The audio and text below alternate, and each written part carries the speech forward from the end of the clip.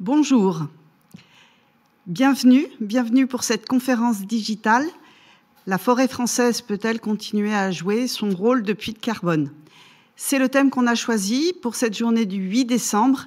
Le 8 décembre, c'est la journée mondiale du climat. Les forêts sont aujourd'hui au centre des préoccupations écologiques planétaires. D'une part, elles sont invoquées comme des solutions au réchauffement climatique grâce à leur capacité à séquestrer du carbone. D'autre part, leur exposition accrue au stress engendré par l'évolution climatique en cours soulève des interrogations. Vous avez sans doute entendu parler de photosynthèse, cette activité de l'arbre qui va chercher du CO2 dans l'atmosphère et le fixe dans le bois. Ainsi, vous l'avez compris, les forêts sont des pompes à carbone. C'est le maintien de cette activité de photosynthèse qui inquiète, qui est au centre des préoccupations. Comment la maintenir malgré les crises et le changement climatique qui affecte les peuplements? Face à ces questions, avec nous pour en parler deux orateurs. Je vous présente Olivier Picard, directeur de la délégation du Centre national de la propriété forestière en Occitanie et du C+FOR, service d'utilité forestière lié au projet carbone forestier du CNPF, et Albert Maillet, directeur forêt et risques naturels à l'Office national des forêts. Comment va se dérouler cette conférence? Nos orateurs vont intervenir dans une durée d'à peu près 30 minutes et il y aura une deuxième séquence de questions-réponses pour 30 minutes également. Sur les aspects les plus pratiques, sachez que tout est enregistré et sera en ligne sur nos sites respectifs, ONF et CNPF, dès la semaine prochaine. Voilà, coupez bien vos micros et vous utilisez le chat pour poser vos questions. Alors, pourquoi a-t-on choisi ce thème pour ce webinaire ? Eh bien, bonjour d'abord à tous. Donc, pourquoi ce sujet? Vous l'avez rappelé, la forêt, elle est au centre aujourd'hui des débats de société, souvent. Aujourd'hui aussi, au niveau international, la COP28 va rappeler la nécessité de réduire nos émissions au carbone, et la forêt va à la fois, sans doute, être aussi appelée comme un moyen de réduire et d'absorber cette contribution, finalement, à la diminution des émissions de gaz à effet de serre. Et au niveau français, aujourd'hui, on sait que la forêt et le sol forestier contribuent à peu près à séquestrer 10% des émissions nationales. Donc c'est vraiment un moteur qui est identifié comme étant une partie de la solution de la stratégie bas carbone de la France. Et puis aujourd'hui, on voit aussi qu'il y a beaucoup de politiques publiques, que ce soit la planification écologique, que ce soit le milliard d'arbres qui avait été rappelé par le président de la République, comme quoi la forêt, l'arbre, il est vraiment au centre aujourd'hui de cette question. Et en fait, pourquoi ce thème? C'est parce que, effectivement, comme vous l'avez dit déjà, c'est que il y a un certain nombre d'alertes qui nous ont été rappelées sur le fait que, effectivement, les aléas climatiques font que cette pompe à carbone, de temps en temps, certaines années, peuvent être mis en défaut. Voilà, donc c'est pour nous le rôle du forestier, c'est de voir quelles solutions on peut apporter pour essayer de limiter ces effets négatifs. Merci. Albert Maillet, quand on dit puits de carbone, de quoi parle-t-on exactement? Alors, comme ça a été indiqué dans la diapositive précédente, la forêt est un réservoir très important de carbone. Ce réservoir, il est d'ailleurs constitué, comme le montre la diapositive actuelle, de deux compartiments. Un compartiment qui correspond au peuplement forestier, aux végétaux, à la partie aérienne au-dessus du sol, et puis un compartiment qui est le sol lui-même, sachant que, en gros, la répartition du carbone dans ces deux compartiments est à peu près équilibrée, c'est de l'ordre de 50% de chaque côté. En fait, c'est plus dans le sol, mais pour simplifier, on va dire que c'est moitié-moitié. Donc la forêt est donc un réservoir. Ce réservoir, comme tout réservoir, il est d'une part alimenté par des entrées de carbone nouvelles. C'est la séquestration de carbone par la photosynthèse qui a été évoquée en introduction, mais il connaît aussi des pertes, des émissions de carbone dans le même temps, pour des motifs divers sur lesquels on reviendra un peu plus en détail tout à l'heure. Et donc, il y a un bilan qui s'établit entre ces apports de carbone dans le réservoir et ces fuites, si je puis dire, ou ces émissions de carbone depuis le réservoir. Lorsque ce bilan est positif, c'est-à-dire lorsque les entrées sont supérieures aux sorties, on dit qu'on a un puits de carbone. Donc, le mot puits de carbone signifie en fait qu'on a un bilan positif entre entrée et sortie en termes de stockage de carbone.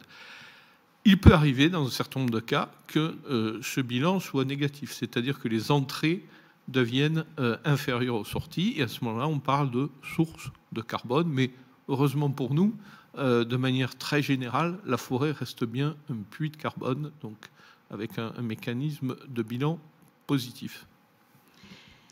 Et du coup, cette fonction de puits de carbone, elle conduit au stockage du carbone.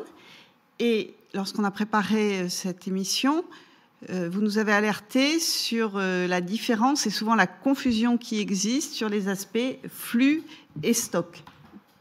Tout à fait. Quand on parle de carbone, il faut bien distinguer effectivement le stock qui est en place et qui est le résultat des bilans dont je viens de parler sur plusieurs décennies.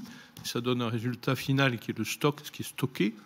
Et puis, le flux, par contre, c'est quelque chose de beaucoup plus dynamique. Ce sont ces fameuses entrées et sorties annuelles par rapport à ce stock de référence de base.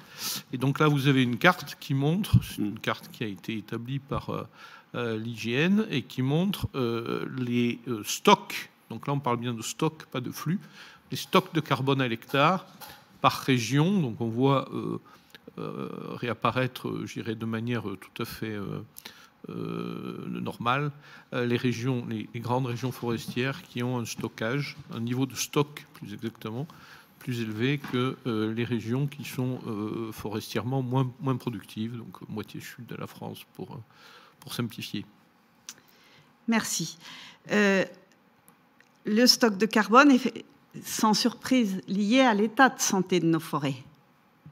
Oui, tout à fait. Donc déjà, effectivement, l'état des forêts, aujourd'hui, on peut rappeler peut-être quelques chiffres importants. Aujourd'hui, c'est 17 millions d'hectares de forêt, c'est plus d'un tiers du territoire. Et là où l'IGN, enfin l'inventaire forestier national nous a alertés, c'est que sur cette surface-là, on constate un certain nombre d'événements qui s'accélèrent. Et sur les 10 dernières années, par exemple, on a vu le taux de mortalité qui a beaucoup augmenté du fait des événements qu'on a connus, comme les attaques de scolytes dans l'est de la France, que ce soit les grands incendies de 2022, et puis un certain nombre de problèmes aussi dus à la série des sécheresses qu'il y a eu depuis un certain temps, qui font que ça ralentit effectivement la photosynthèse, parce que les arbres sont dits dépérissants. Quand on dit qu'une forêt est dépérissante, c'est une donnée que le département santé des forêts nous apporte, qui est un service qui observe justement l'état de santé des forêts. Et donc c'est dès lors que 20% d'arbres sur une surface ont une perte de 50% du houppier, on considère que ces arbres-là ont des soucis de santé. Et du coup, comme le rappelait Albert, on voit que ces flux, ils sont à la fois drivés par la mortalité, par l'accroissement, mais aussi on voit donc la baisse, la diminution par 2 du puits, donc c'est-à-dire de la capacité d'absorption du carbone chaque année. Et puis sur l'état de santé, on voit aussi qu'il y a quelques essences qui sont particulièrement atteintes, comme l'épicéa, le sapin, le châtaignier et le frêne, qui sont vraiment les essences emblématiques qui aujourd'hui sont attaquées soit par une maladie, un champignon, soit par des insectes qui se développent souvent de manière plus rapide à cause justement du climat qui est beaucoup plus doux et favorable à ces petites bêtes. Donc, comme le montre cette diapositive, hausse des températures, sécheresse, vous avez parlé des scolites ou attaques d'insectes, et du coup, une quantité de carbone absorbée annuellement par les forêts qui a diminué de 50% ces dernières années. Quoi d'autre, Albert Maillet, comme facteur d'aggravation ou de fragilisation de cette fonction de puits de carbone? Alors, la fonction de séquestration de carbone, elle va être mise en difficulté, soit parce que, et c'est les exemples qu'on a vus juste avant, l'activité photosynthétique qui est à la base de la séquestration, cette activité va être impactée soit par des changements climatiques, soit par des attaques sanitaires. Donc la photosynthèse fonctionnant moins bien, la séquestration, naturellement, j'allais dire, fait de même, fonctionne moins bien. Donc ça, c'est le premier sujet.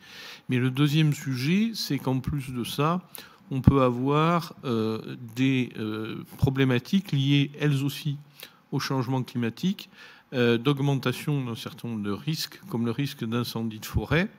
Et le risque d'incendie de forêt, il a pour effet, lorsqu'on a des grands incendies, ou même des petits, mais c'est quand les incendies sont de forte taille que l'impact est fort, il a pour effet, par la combustion, de relarguer de manière extrêmement brutale des très grosses quantités de carbone dans l'atmosphère. C'est-à-dire que tout ça, c'est quelque chose d'extrêmement brutal. Oui, ben oui, puisque l'incendie détruit d'un seul coup, je dirais tout. Alors là, pour le coup, tout le stock qui avait été accumulé pendant des années.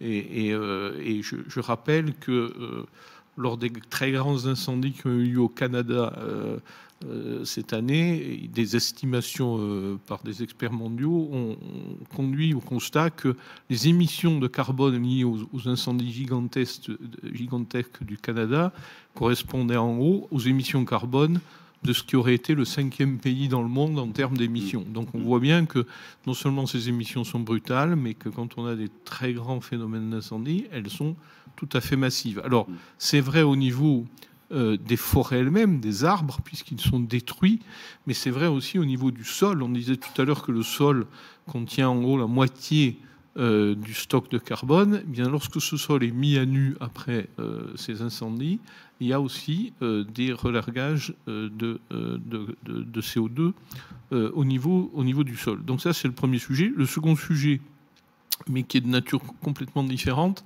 qui peut peser sur le bon fonctionnement de l'écosystème, c'est tout simplement que le renouvellement forestier, c'est-à-dire le remplacement des générations d'arbres adultes par des jeunes générations qui vont pousser et qui, en poussant, vont stocker du carbone, que ce renouvellement forestier soit gêné par des facteurs. Et notamment, il y en a un auquel on prête beaucoup d'attention, nous forestiers, c'est ce qu'on appelle le déséquilibre sylvo-synergétique, c'est-à-dire en clair, il y a trop de grands animaux herbivores par rapport à ce que peut supporter le milieu forestier, suite à l'augmentation très forte des populations de ces grands animaux dans les dernières décennies. Et il y a des animaux, c'est des animaux des forêts évidemment, des animaux plus en particulier Alors les principaux herbivores, enfin les principaux animaux concernés sont les cervidés, hein, les cerfs, les chevreuils. Il y a également le sanglier. Ce sont les trois espèces gibier. Alors je dis gibier parce que on peut réguler ces populations, et c'est heureux d'ailleurs. On peut réguler le niveau de ces populations grâce à l'activité synergétique, grâce à la chasse. Il ne s'agit pas du tout de les éradiquer, hein, pas du tout. Ces animaux font bien partie de l'écosystème forestier. Il s'agit simplement de les maintenir dans un niveau qui soit compatible avec le renouvellement forestier, le maintien du couvert forestier. Merci. On a dressé ce premier panorama. Et maintenant, que fait-on pour que cet écosystème forestier soit le plus résilient possible? Alors sur cette question-là, il y a un débat qu'on entend aujourd'hui aussi de part et d'autre dans la presse, etc., qui fait que il y a deux attitudes qui peuvent se confronter. C'est-à-dire la première qui se dit mais il y a beaucoup d'incertitudes aujourd'hui sur le climat, sur, vous voyez, les attaques d'insectes, les maladies, le gibier, etc. Donc le mieux, c'est de ne rien faire parce que on ne sait pas ce qui arrivera demain et laissons la forêt tranquille. Est-ce que c'est la bonne solution? Face à ces questions-là, on s'aperçoit que moi, je dirais qu'en tant que forestier, ce n'est pas la bonne solution parce qu'on sait que si on a des stocks de bois trop importants en forêt, c'est aussi des stocks qui sont vulnérables face aux incendies notamment, vulnérables parce que ça peut aussi avoir des insectes et de toutes maladies qui peuvent attaquer ces forêts. Donc, en fait, ce qu'il faut, c'est surtout avoir une question de surveillance, de diagnostic aussi de ces forêts pour voir si vraiment il y a des facteurs de vulnérabilité qui sont très forts. Donc aujourd'hui, je dirais que le rôle du forestier, c'est vraiment un rôle de médecin finalement hein, vis-à-vis de cette forêt, et qu'il soit là, voilà, avec cette obsession que l'arbre soit à sa place. Et donc on développe toutes sortes d'outils aujourd'hui pour justement diagnostiquer déjà l'état de santé des arbres, comme je disais tout à l'heure, mais aussi se projeter dans le futur. Et donc, c'est des travaux qui sont faits notamment avec la recherche et les forêts publiques et privées, notamment de pouvoir se dire j'essaye de modéliser le climat et de voir comment les espèces peuvent se comporter avec ce climat qui évolue. Et voilà. Donc, c'est vraiment cette question d'arriver à adapter la forêt. Donc on est vraiment sur ces questions aussi d'avoir des forêts qui sont souples en termes de gestion, c'est-à-dire ne pas être dans des impasses sylvicoles avec des peuplements trop serrés ou au contraire mettre les forêts trop claires parce qu'elles vont subir des écarts de température très fortes qui vont mettre en danger aussi la question des semis, des petits plants qui vont être très fragiles. Et puis, il y a vraiment une question qui est au centre aussi du débat sur le carbone, c'est la question du respect des sols forestiers. Ça, c'est quelque chose qui n'est pas toujours connu et qui est fondamental. Oui, tout à fait. Parce qu'en fait, on a l'impression que le sol, c'est un support sur lequel on plante les arbres, et puis tout vient du haut, l'eau, les précipitations, etc. Or, les sols, c'est vraiment un lieu de vie sur lequel l'arbre vient aussi se nourrir. Et d'ailleurs, la quantité de carbone dans les sols, ça permet d'avoir plus d'eau dans les sols, ça permet d'avoir plus de vie, ça permet de mobiliser aussi tous les minéraux dont l'arbre a besoin pour bien vivre. Donc, c'est vraiment cet écosystème-là qu'il faut protéger le mieux possible, mais parce qu'il y a des professionnels aussi de la forêt qui la surveillent et qui la tiennent en vie. Alors, on ne l'a pas dit, même si c'est une forme d'évidence, qu'effectivement, le climat ne connaît pas les limites de la propriété forestière. Forêts publiques, forêts privées sont évidemment logées à la même enseigne et du coup, travaillent de conserve pour répondre aux défis climatiques. Alors, il y a un concept qui a émergé dans tout ça qui s'appelle la forêt mosaïque. Albert Maillet, qu'est-ce que c'est ? Alors, qu'est-ce que c'est ? Peut-être avant de répondre à cette question de forêt mosaïque, un point pour terminer avec la question du carbone.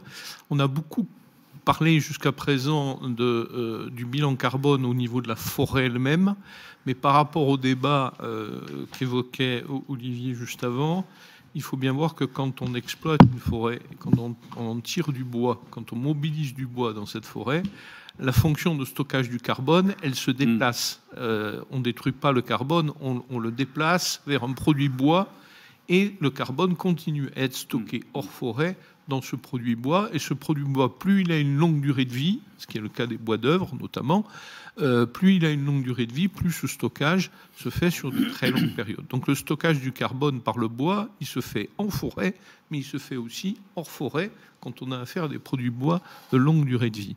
D'où l'importance de continuer à avoir une forêt, ça va faire la transition avec la forêt mosaïque, D'où l'importance de continuer à avoir une forêt dans laquelle les dépérissements, les morts d'arbres soient les plus modérés possibles.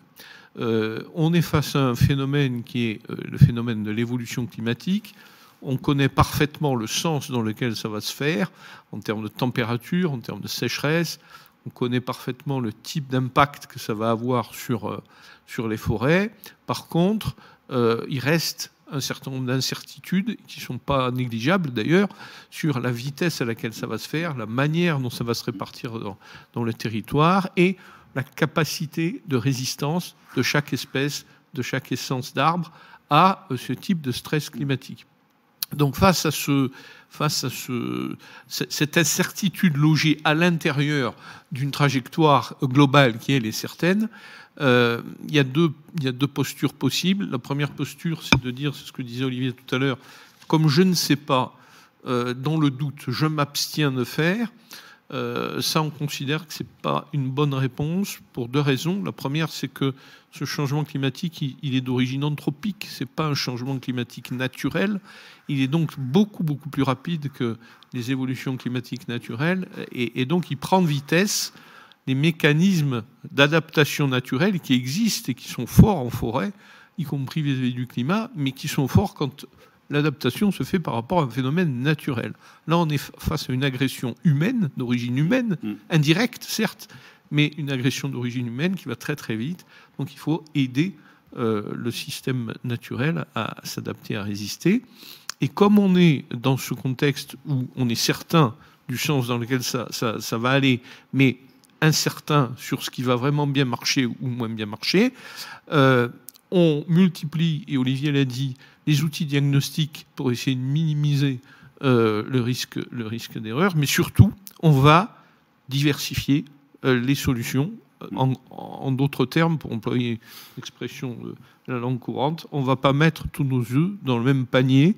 On va, à travers nos outils diagnostiques, choisir une palette de solutions qui nous paraît être la plus raisonnable possible. Et on va tester cette palette de solutions en partant du principe que, en diversifiant comme ça les choses, il y aura forcément dans l'ensemble de la palette des choses qui fonctionneront.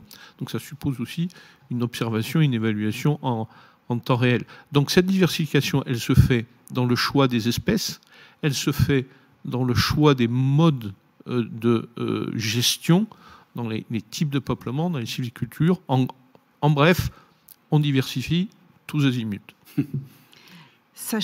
Oui. Non, je voulais juste rebondir sur cette question parce qu'en forêt, en France, 75% de la forêt est privée et il y a 3 millions de propriétaires. Et finalement, la mosaïque alors je ne veux pas opposer forêt publique et forêt privée, mais c'est vrai que cette forêt mosaïque, elle se traduit vraiment dans tout l'espace métropolitain avec des formes différentes. Mais c'est vrai que c'est une des formes de la diversification, oui, tout à fait. Merci. C'était notre dernière slide sur la mobilisation, où on récapitule diverses actions. Quand on dit, donc ça c'est une première, équilibre entre protection de l'écosystème et production de bois et services, est-ce que l'un d'entre vous peut expliquer ce qu'on met derrière du coup ? Ben justement, c'est tout le travail passionnant du forestier.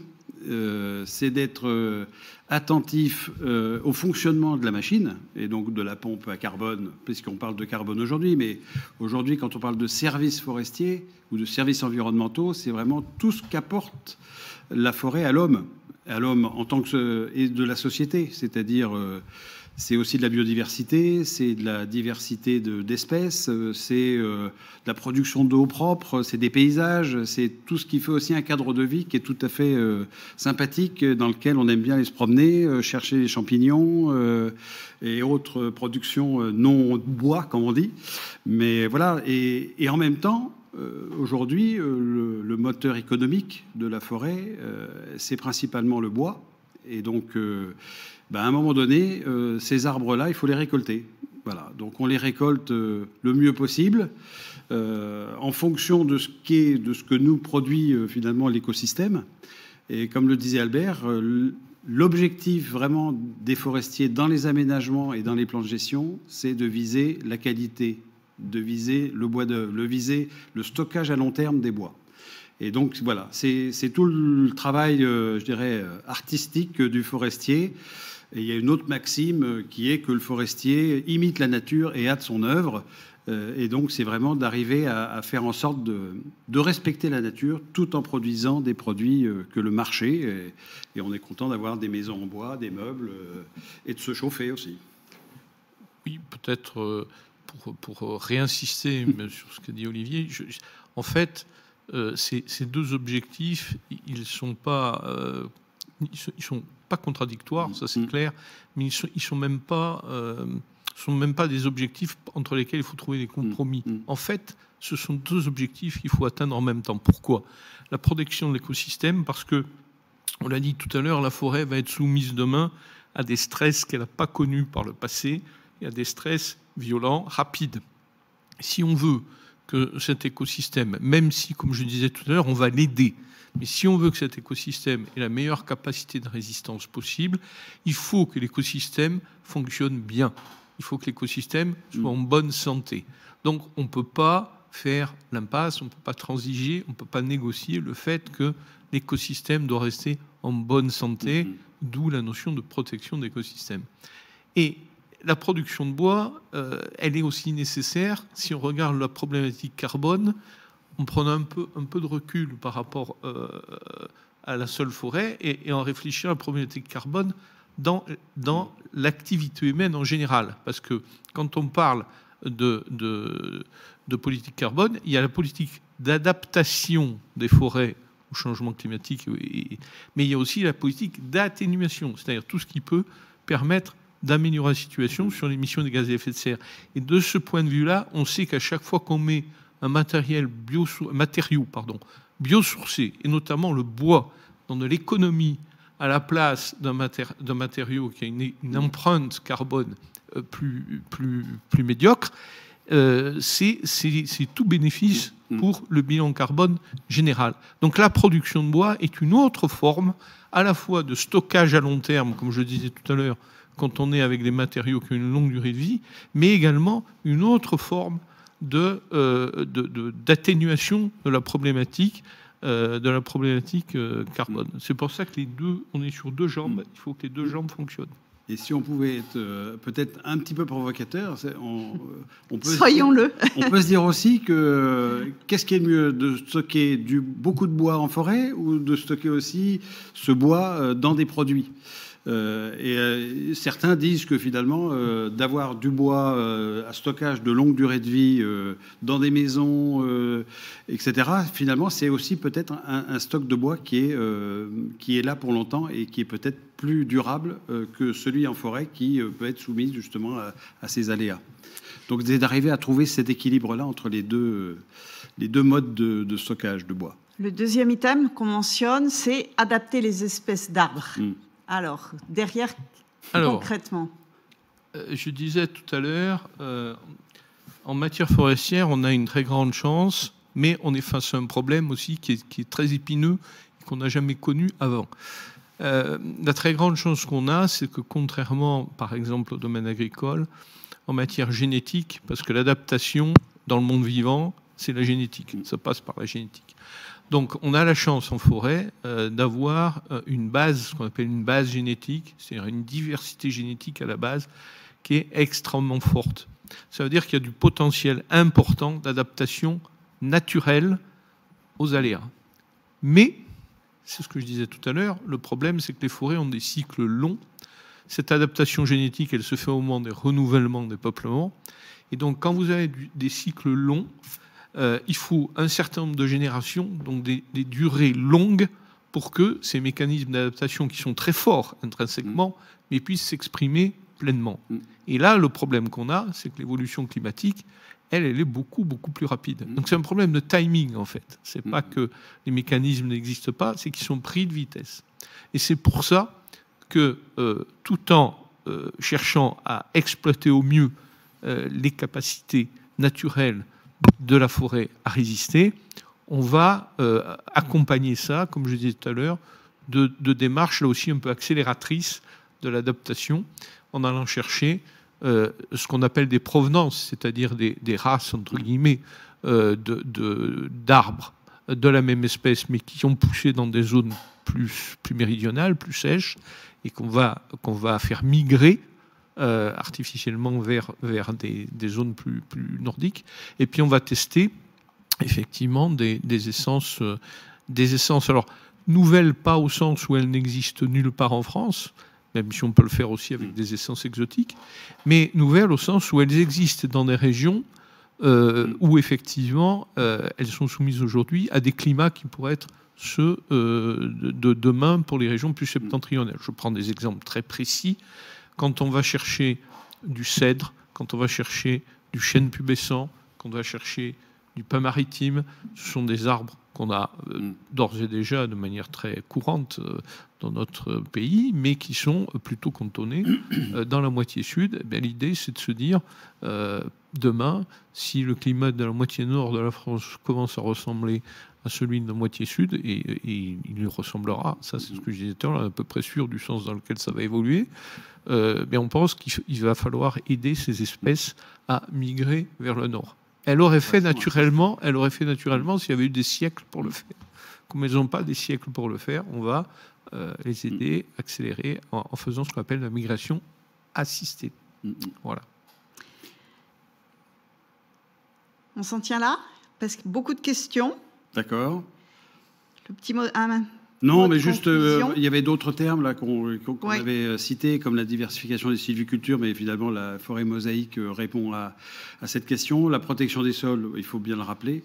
Et puis justement, dans cet équilibre entre protection et production, c'est aussi voilà, d'arriver à avoir cet équilibre-là aussi au sein des revenus forestiers. Et donc cette diversification, elle se fait aussi au sein d'un patrimoine forestier entre les différentes parcelles pour que à tout moment, on puisse concilier protection et production.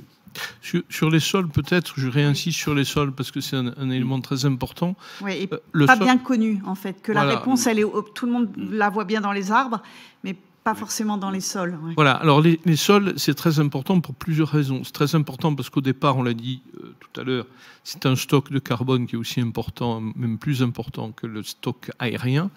Mais surtout, Olivier l'a dit, le sol, c'est pas un support inerte sur lequel on va venir mettre les forêts. C'est un support vivant et c'est dans ce support vivant-là que l'arbre va trouver, à travers son système racinaire, ses conditions de vie. Parce qu'on parlait tout à l'heure, par exemple, de sécheresse. La sécheresse, on peut la mesurer de deux façons. On peut la mesurer d'une manière météorologique, climatique, en mesurant les quantités d'eau qui tombent. Mais pour un arbre, c'est pas ça qui est le plus important. Pour un arbre, ce qui est important, c'est ce qu'il va trouver comme eau dans le sol. Et ce qu'il va trouver comme eau dans le sol, ce qu'on appelle la réserve utile des sols, c'est ça qui va déterminer si l'arbre va souffrir un peu, beaucoup, très peu. Et cette réserve utile des sols, elle dépend du type de sol, bien sûr, mais elle dépend du fait que le sol ne soit pas dégradé. Si on a des sols qui sont dégradés, si on a des sols qui sont tassés, si on a des sols qui sont abîmés, effectivement, les capacités de rétention d'eau par ces sols-là, et donc les réserves utiles d'eau pour l'arbre, vont diminuer et l'arbre va souffrir davantage. Et c'est vrai que le sol, il est particulièrement aussi soumis à ces risques, dans la mesure où la mécanisation forestière aussi se développe, souvent avec des grosses machines. Et c'est là où nous, en tant que forestiers, il faut arriver à dompter cette machine, parce qu'elle est utile, on en a besoin, mais après, il faut trouver des systèmes de cloisonnement, de protection lorsqu'on laisse les rémanents, c'est-à-dire les résidus de coupe, les branches, etc., pour que les machines puissent rouler dessus, et d'éviter justement de dégrader les sols et de ne pas intervenir aussi à certaines périodes de l'année. Donc ça, c'est aussi une contrainte qu'on peut imposer peut-être aux exploitants forestiers et aux entrepreneurs, mais c'est vraiment pour la vie sur le long terme qui est importante. Merci pour ces premières explications. Pas mal de questions. Je vais vous les soumettre. Il y a des réactions sur la carte des différentes stocks de carbone par rapport aux régions. Et il y a un internaute qui nous demande comment on explique ces écarts Est-ce que c'est lié aux essences d'arbres? Est-ce que c'est lié au sol? Je dirais les deux, mon général. Alors, je peux commencer à répondre, mais puis on répondra à deux. On voit là, voyez, la région PACA, enfin Provence-Alpes-Côte d'Azur, par exemple, qui apparaît. Donc, ce sont souvent des sols très superficiels, hein, qui quelquefois ont été érodés. C'est des forêts qui sont soumises à des climats plus durs, avec des essences peut-être qui sont moins productives. Et puis vous avez et puis souvent des forêts jeunes aussi. Hein. Le taux de boisement sur ces régions, c'est des taux de boisement qui ont augmenté très rapidement ces dernières années, enfin ces décennies, par l'abandon de terres agricoles, donc une conquête un peu, je dirais, naturelle de la forêt, et qui sont encore des forêts jeunes. Donc peu de stock de carbone dans les sols parce qu'il n'y a pas de capacité. C'est souvent des sols superficiels. Et puis on voit effectivement dans le nord-est de la France, là où il y a des histoires aussi forestières plus anciennes, hein, avec des modes de gestion qui font qu'on a des stocks de bois plus importants et puis des meilleurs sols. Hein. Après, je laisse Albert compléter parce que... Non, mais tu as dit l'essentiel. On disait tout à l'heure, il y a dans le réservoir forestier, il y a deux compartiments. Il y a le peuplement forestier, les arbres et puis les sols. Bon, cette carte, qu'est-ce qu'elle montre? Elle montre... Si on regarde les peuplements forestiers, elle montre que les peuplements forestiers en France n'ont pas toutes la même productivité, ne produisent pas tous les mêmes quantités de bois. Mais ça, on le sait, c'est pas une découverte. Donc là, c'est lié effectivement plutôt aux essences et au climat qui va avec les essences, hein, bien sûr. Et puis l'autre élément sous-jacent là, c'est ce que dit Olivier, ce sont les sols.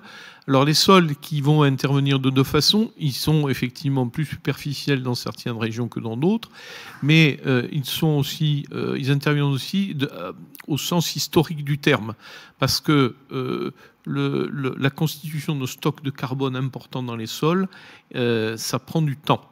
Et donc si vous êtes dans des régions où le couvert forestier est extrêmement ancien au sens historique, évidemment, vous avez toute une histoire qui a permis une accumulation progressive, mais très importante, de carbone dans les sols. Si par contre, comme le disait Olivier, on est dans des régions où, suite à une déprise agricole, l'occupation du sol par la forêt date d'il y a un siècle ou un siècle et demi, au lieu de dater depuis des millénaires, je dirais, là, forcément, la constitution du stock de carbone, elle est beaucoup, beaucoup plus lente, surtout si avant la forêt, il y avait des utilisations agricoles du sol, parce que là, pour le coup, le stockage de carbone se fait nettement moins. Un internaute sans doute de Nouvelle-Aquitaine qui constate sur cette carte que effectivement cette région stocke moins de carbone que d'autres régions françaises, et du coup il s'interroge sur les Landes et la Gironde où il y a beaucoup de résineux. Feuillus résineux, comment se passent les stocks? Le stockage, plus exactement. Alors, peut-être qu'Olivier pourra compléter, parce que c'est essentiellement de la forêt privée dans cette région-là. Mais la première caractéristique des Landes, c'est justement leur sol. Oui. Parce que là, on parle bien de stocks de carbone en général. Hein. Les sols landais, ils sont connus. Ce ne sont pas des sols forestiers au départ. Enfin, ils n'ont pas les caractéristiques forestières traditionnelles des sols forestiers. Donc déjà, on part avec un sol qui, structurellement, j'allais dire, ne peut pas stocker autant de carbone que les autres. Voilà. Après, donc, mais là, je vous passerai la parole à Olivier, il est plus compétent que moi sur le sujet. Il y a effectivement la sylviculture très spécifique qui est faite dans cette région, mais qui est aussi, quelque part, le résultat du sol qu'on a. On ne peut pas faire tout en matière forestière sur n'importe quel sol, à n'importe quel endroit. Alors effectivement, donc si on parle du massif des Landes, donc le fameux triangle de pins maritimes, effectivement, c'est sur des sables, donc forcément la quantité de carbone est quand même moindre dans la mesure où c'est un support qui minéralise plus rapidement le carbone. Il y a le mode de fonctionnement et le mode de gestion qui fait que c'est une gestion qui est dynamique, et donc du coup les sols sont assez régulièrement travaillés. Voilà, donc il y a une révision. Et puis il s'est passé quand même deux phénomènes importants dans ce massif. C'est deux tempêtes. 99 et 2009, oui. qui ont complètement chamboulé les classes d'âge. Et donc, en fait, sur ces zones-là, on a été, enfin, ces régions ont été émettrices de carbone à un moment donné. Maintenant, ce n'est plus le cas. Elles se remettent à absorber, et à bien stocker et devenir un puits. Mais voilà, il y a aussi ces phénomènes-là de gros déstockage de bois sur ces forêts. Voilà, et plus le mode de gestion. Donc c'est une des explications. C'est une explication, mais qui est très importante, parce qu'on parlait tout à l'heure d'incendie, je donnais tout à l'heure l'exemple du Canada. Il faut bien avoir en tête qu'un aléa de grande ampleur, brutal, sur une forêt, ça génère un déstockage de carbone extrêmement important. Extrêmement important. C'est pour ça que il faut tout faire. Je reviens au concept de forêt mosaïque. C'est notre premier objectif, c'est éviter que les forêts ne dépérissent, ne soient soumises à des aléas destructeurs. Parce qu'on sait que c'est sur ces aléas destructeurs qu'on va perdre en un seul coup des années d'efforts, des années de stockage, etc. C'est ça qu'il faut éviter en premier lieu. Alors, il y a un internaute ou une internaute, on n'a pas, tout ça est très anonyme. Les forêts laissées en libre évolution sont-elles plus résilientes face au changement climatique ? Alors, la première chose, et c'est le concept de forêt mosaïque, c'est que il faut absolument éviter d'être dans un système de raisonnement en disant il y a une solution et celle-là marche mieux que les autres. Non, il n'y a pas une solution. Notre posture, c'est de dire, notre position, c'est de dire on va prendre une palette de solutions et dans cette palette, il peut y avoir toute une série d'options, et celle-ci en est une, mais parmi d'autres. Mais il n'y a pas de martingale, en l'occurrence. Là, l'idée, c'est qu'il faut tout tester. Les forêts en libre évolution, elles vont avoir comme intérêt ce concept-là et cette option-là, si on la retient, elles vont avoir comme intérêt de servir de référentiel par rapport aux autres systèmes pour voir justement qu'est-ce qui se passe si on fait rien. Qu'est-ce qui se passe si on fait rien en termes d'adaptation naturelle, en termes d'évolution naturelle, en termes éventuellement de destruction de ces forêts plus rapides, soit par des insectes, soit par des aléas, parce que les forêts en libre évolution sont des forêts qui ont, et c'est normal, des quantités de bois mort beaucoup plus importantes que dans les forêts exploitées, puisque dans les forêts exploitées, on récolte régulièrement la biomasse. Si on récolte jamais la biomasse, forcément, les quantités de bois mort vont être plus importantes. Or, le bois mort, c'est très intéressant sur le plan de la biodiversité, mais c'est également, ce sont également des compartiments qui sont sensibles à l'incendie, puisque le bois mort est sec. Le bois mort brûle mieux que le bois vif. Donc, pour répondre à la question de manière résumer ma réponse, c'est oui, ça va faire partie de la palette, mais non, c'est pas la martingale. On va tester beaucoup d'autres solutions, depuis celle-là jusqu'à des solutions de plantation d'essences nouvelles. Sachant que vous l'avez dit tout à l'heure, la réponse, on ne l'a pas non plus. Non. Et donc aujourd'hui, c'est toutes ces expérimentations dont vous parlez et qui vont être observées, documentées, étudiées pour voir le rendu et les incidences. Et justement, c'était pour dire que le forestier, il doit avoir deux qualités, c'est l'humilité et la patience. Et c'est vrai que voilà, on n'a pas la solution. Et je dirais que sur la libre évolution, ce qui est important, c'est que ça soit aussi un choix du propriétaire, c'est-à-dire que ça soit pas une non-gestion totale, mais que ça soit une gestion consciente. Et que ça soit aussi un mixte, et je rejoins totalement Albert là-dessus, sur le fait que il faut vraiment travailler sur ce concept de mosaïque. Et on sait que dans une forêt, c'est intéressant aussi d'avoir ce qu'on appelle des îlots de sénescence, qui sont aussi des lieux où on laisse tranquille des petites parties de la forêt, parce que c'est aussi un lieu d'observation, notamment de ce comportement si on ne fait rien. J'ajoute que par rapport à mais j'ai dit que c'était pas comme ça qu'il fallait faire, mais si on disait on laisse tout en libre évolution, ça voudrait dire que on ne mobilise plus de matériaux bois pour aller décarboner l'économie. Or, moi, je répète, en tant que forestier, je m'intéresse à la forêt, bien sûr, mais je m'intéresse aussi à ce qui se passe en termes de bilan carbone dans le système socio-économique français. Parce que si pendant qu'on soigne la forêt, le reste du système continue à déraper, il n'y a pas de suspense. Le système va se dégrader. Donc, il faut arriver à aller mettre dans l'économie française beaucoup plus de matériaux biosourcés. Et pour ça, il faut récolter les bois. Autre question, on a souligné le fait que ce puits il est menacé. Et un internaute nous demande s'il faut continuer à augmenter l'âge moyen des arbres avant exploitation pour préserver, augmenter le stock.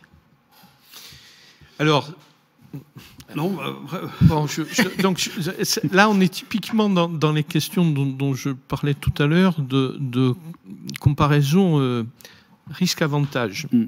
Quand vous allongez une durée d'exploitation, effectivement, vous allongez la durée de croissance, donc vous augmentez le stockage en forêt. Ça, c'est un fait. Mais quand vous allongez l'exploitation, vous allez vers des peuplements qui sont plus âgés. Il y a une autre règle dans la biologie en général, c'est que les individus âgés et les individus très jeunes sont les plus fragiles par rapport dans une population. Ce qui n'est pas fragile, c'est la population adulte. Mais les vieux et les jeunes, pour être un peu caricatural, sont des classes d'âge, je dirais, qui sont plus fragiles. Donc certes, on continue à stocker, mais on va vers des systèmes qui sont biologiquement plus fragiles par rapport à n'importe quel type d'agression. Et on a dit tout à l'heure que quand il y a une agression, quand il y a un aléa, là, on perd d'un seul coup tout le stock. Donc, il y a une analyse de risque à avoir qui consiste à dire à partir de quel moment le fait d'allonger le système me fait prendre des risques qui vaut peut-être mieux que j'évite. D'autre part, je disais tout à l'heure, même si on va aider la nature, je disais tout à l'heure, la nature a des mécanismes d'adaptation naturelle très puissants. Et il faut s'appuyer dessus. Oui. Mais j'ai dit également tout à l'heure, ces mécanismes d'adaptation génétique, ils ne fonctionnent qu'au moment du renouvellement. Ils ne fonctionnent pas pendant la durée de vie de la forêt, ils fonctionnent au moment où on change de génération. C'est lors du changement de génération que cette adaptation peut se faire. Donc plus vous diminuez la fréquence de changement de génération, moins vous avez d'opportunités pour faire fonctionner ce levier d'adaptation génétique totalement naturelle. Donc, c'est un compromis à trouver qui est délicat, mais qu'on essaye de trouver pour qu'on soit, si possible, gagnant sur tous les plans. Et c'est vrai que dans les conseils qu'on peut donner aux propriétaires forestiers, notamment privés en ce qui nous concerne, c'est vraiment la question du diagnostic qui est importante. C'est-à-dire que moi, je n'aurais pas de réponse toute faite en disant laisser plus longtemps ou pas une forêt, un peuplement, parce que ça va dépendre aussi de son état sanitaire. Je veux dire, si on est face à des arbres qui vont très bien, qui poussent très bien, qui sont dans des bonnes conditions, et qui produisent du bois de qualité, je dirais, on peut les laisser et se concentrer plutôt en priorité sur des zones de la forêt, si on a un patrimoine un peu étendu, d'aller plutôt là où ça va plutôt mal, où on sent que c'est en train de décrocher, et d'investir plutôt du temps et de l'énergie, et voire financièrement aussi sur d'autres zones. Donc voilà, après, c'est de produire du bois de qualité, on l'a dit, c'était aussi une manière de mettre sur le marché des bois qui vont durer longtemps, et donc c'est un stockage à long terme. Donc ça, c'est aussi un point qu'il faut avoir en tête, de concilier ces deux aspects. En fait, il y a deux façons de rallonger la durée de vie du bois et le carbone qu'il stocke. La première, c'est de rallonger la durée de vie dans la forêt. Et la seconde, c'est de ne pas rallonger la durée de vie dans la forêt, mais de rallonger la durée de vie à l'extérieur de la forêt, dans le produit bois durable qui va rester le plus longtemps possible avec ce stockage-là. Et on sait que ces produits bois, ils peuvent stocker pendant de très très longues années hors forêt. Et c'est pour ça qu'on milite beaucoup pour que, effectivement, l'économie soit la plus décarbonée possible. Justement, par rapport à ce stockage qui se poursuit dans les produits bois, mais je ne sais pas si le chiffre existe, un internaute nous demande combien stocke-t-on dans les produits bois par an Donc là, on est dans la sous-partie de la forêt. Est-ce que ce chiffre existe et si on ne l'a pas tout de suite sous le coude, on peut aussi le rechercher et on le mettra sur les sites respectifs. Voilà. Non, bon, on l'a pas. On sait que chaque année, on récolte à peu près 30 millions de mètres cubes de bois d'œuvre dans la filière. Donc après, il y a le rendement matière, donc on doit être à la moitié à peu près, je dirais 15 millions de mètres cubes qui rentrent dans la filière construction, emballage, voilà, donc avec des produits qui auront des durées de vie assez variables. Oui, donc, en plus. Parce qu'effectivement, cette modélisation existe, mais bon, voilà. Elle est en cours. Là. Pour répondre à la question, il y a deux choses. Il y a la quantité de bois qui part dans le système, enfin, qui part vers l'économie, et puis il y a le cycle de vie des produits. Ouais. C'est-à-dire de la même façon qu'il y a le cycle forestier, la longueur du cycle forestier, il y a la longueur du cycle de vie des produits.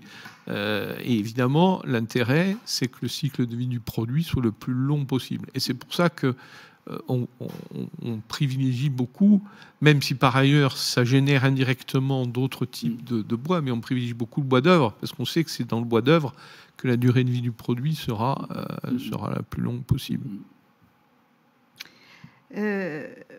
Une question peut-être plus sociétale.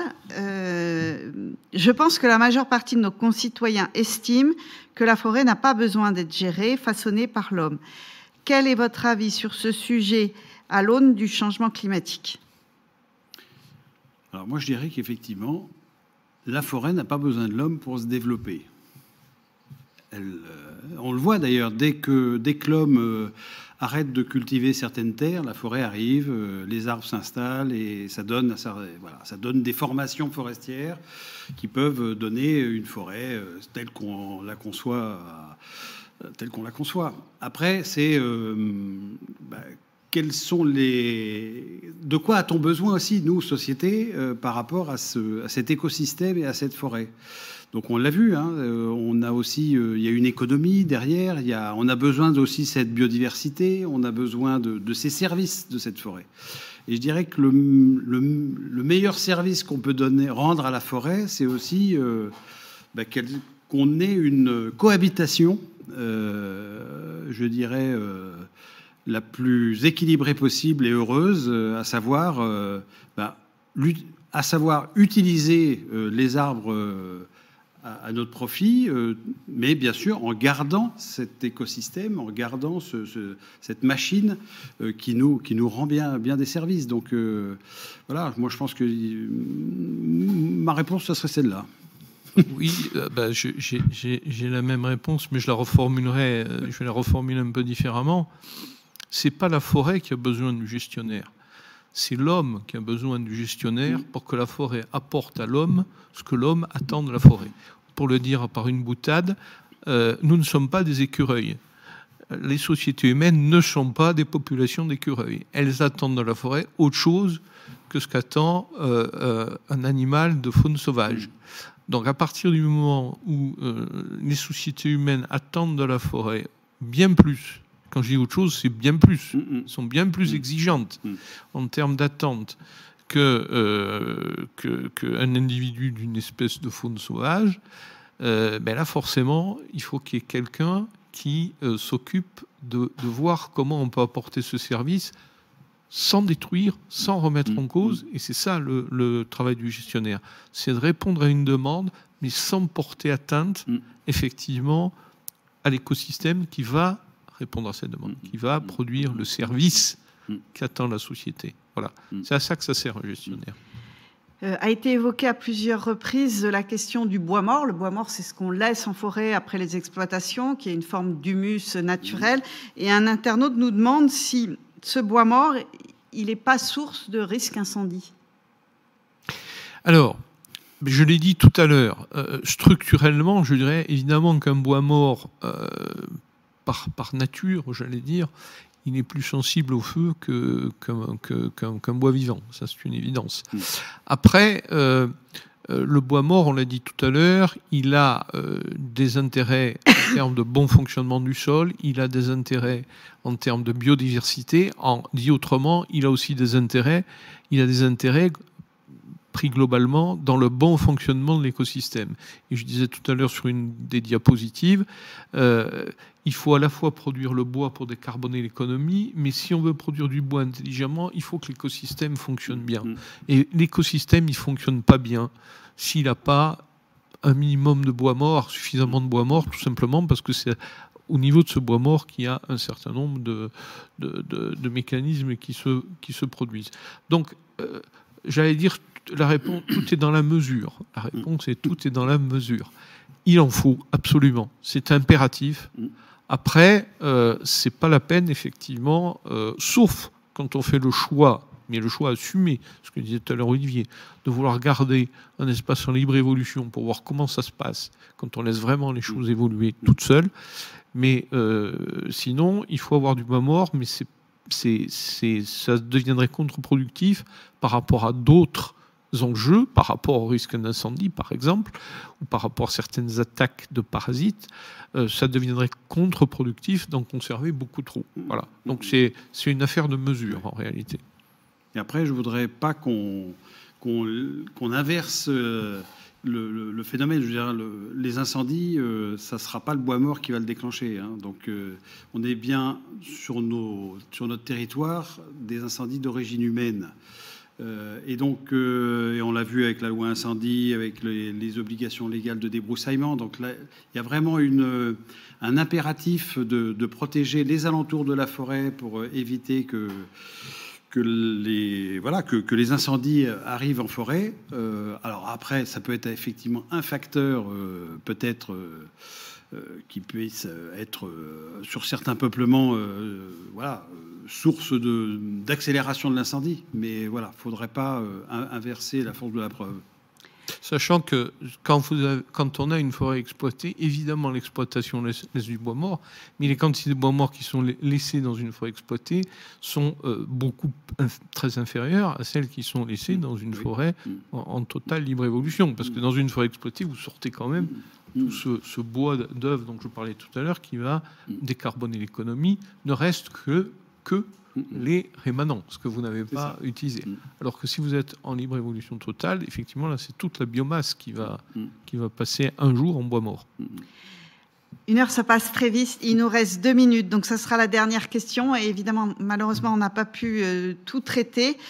C'est vrai que nous, cette conférence, on l'avait pensée comme la fonction de pompe à carbone de la forêt, et un internaute nous dit: ne faut-il pas repenser les forêts sous l'angle de la biodiversité, un déterminant de leur résilience, au lieu du prisme carbone? Mais je dirais que les deux vont ensemble. Je reviens à ce que je disais tout à l'heure.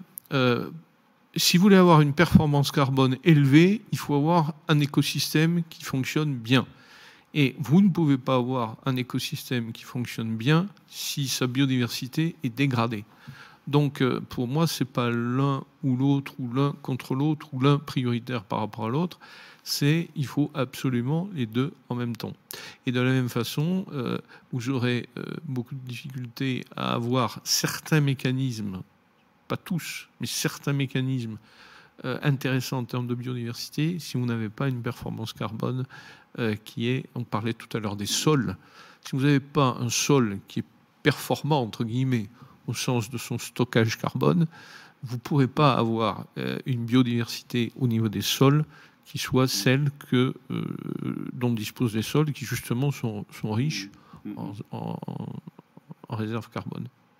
Moi, je dirais que de ce qu'on a vu aujourd'hui, finalement, la forêt est un stock de carbone, mais c'est aussi dû à sa gestion par nos ancêtres, etc. Donc, je dirais aussi que ce sont, et nous aujourd'hui, et je veux dire, si on arrive à avoir une forêt comme ça, qui a autant, avec un réservoir de carbone aussi fort, c'est aussi parce que l'écosystème fonctionne bien et donc sur lequel on a aussi une biodiversité performante. Donc, je dirais que c'est le rôle du forestier, et c'est d'avoir toujours cet équilibre en tête. Merci. Il me reste à remercier nos 2 orateurs. Merci beaucoup. Merci aux internautes qui étaient avec nous ce jour. Je vous souhaite une bonne journée et je vous donne rendez-vous sans doute l'année prochaine, le 8 décembre pour un nouveau webinaire sur une nouvelle thématique. Très bonne journée à toutes et tous. Merci. Merci, au revoir.